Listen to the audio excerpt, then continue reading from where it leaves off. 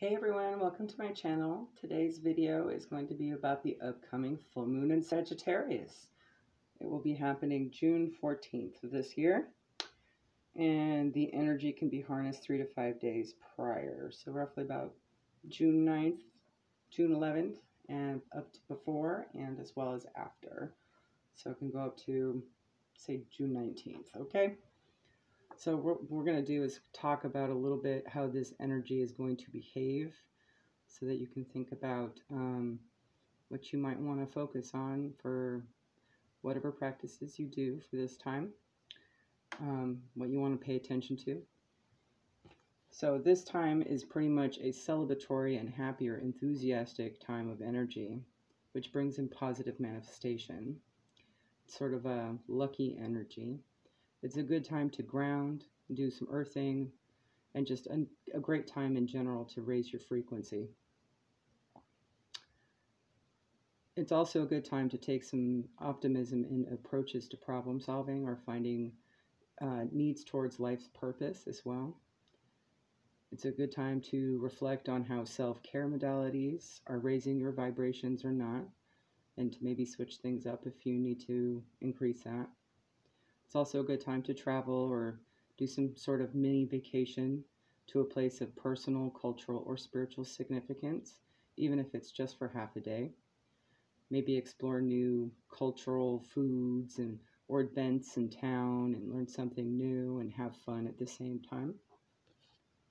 Energetically speaking, on a spiritual level, we will be getting much more downloads for access to a higher realm of knowledge. For some of us, it'll be in new ways, so it's important to pay attention and see how that's going to be coming in for you. The rock and roll prophetess Vicky Verley just posted a whole video explaining, a 26-minute video, reading the Vedic astrology behind this full moon that does a pretty good job kind of explaining the planetary effects as well as, you know, all the placements and what that means and how everything will pretty much be realigning for the collective North Node right now, through what makes the soul truly happy and abundant. So it's a good time to check your placements to see where to place this energy and where you need to pay attention for these downloads. Basically, the placements during this time would mostly affect your star or your moon in Sagittarius, if you should have that. Moon in Cancer is also affected.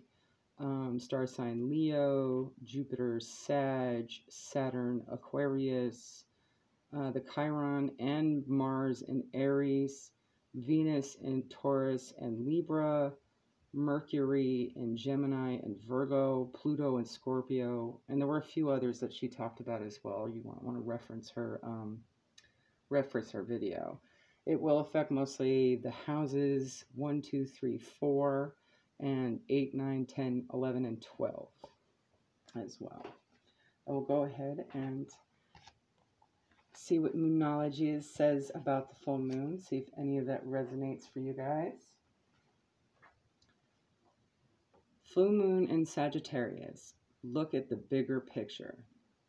Are you thinking too much about the details of your dilemma? Fretting over minutiae that can be counterproductive? Or perhaps you're being all talk and no action.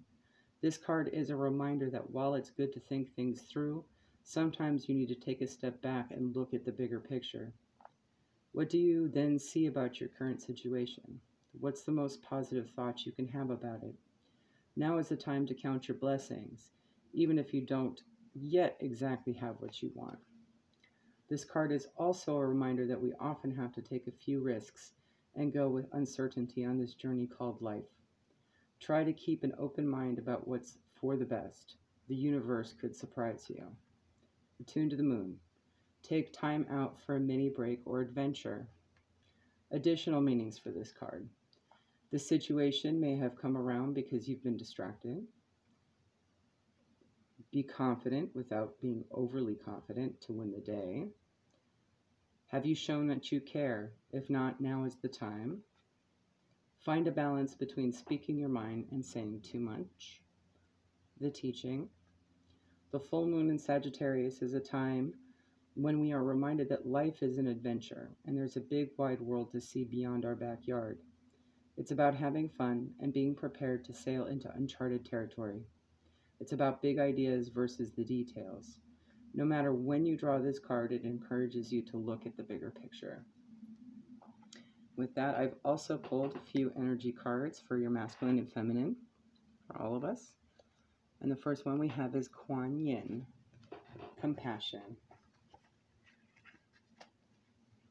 Chinese origin.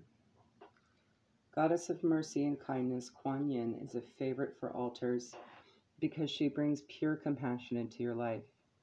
When she appears, she shows you mercy and gives you the love and support that you are seeking. Follow her example and be more loving with yourself. I'll put her over, or let's get that. We'll put her right here. There we go. And for the masculine energy, we have Prometheus, altruism. I'm not going to read the whole thing, just snippets, including the shadow side too, just so you're aware of it.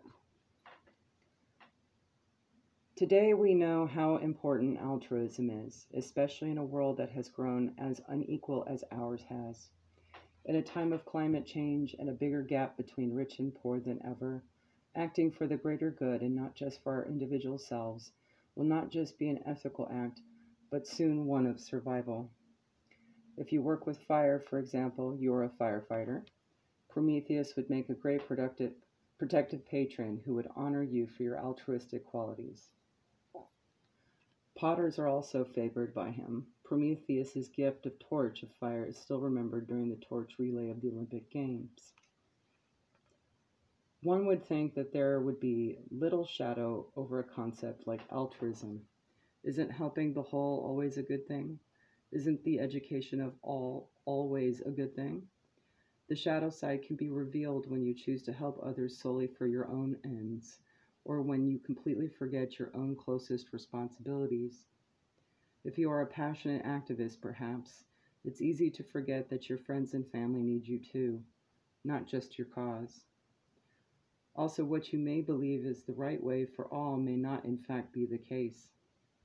For example, many indigenous cultures have been damaged by well-intending missionaries purporting their one true faith and a cultural way of life they feel is better. From the New Orleans oracle I pulled, number 14, adventure. Clear off that. There you go.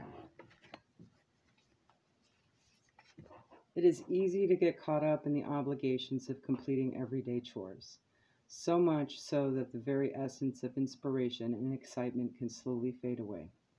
Before we know it, life becomes one long day of completing task after task. This card has shown up because it's time for some adventure. Adventures can be had near and far.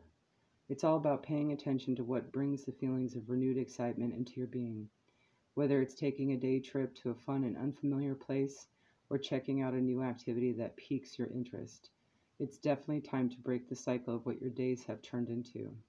It is time to explore and renew yourself with inspirational energy by having an adventure. And if you follow that adventure intuitively, you may discover new downloads. So, the soul's journey we picked is gratitude. Okay, here we go.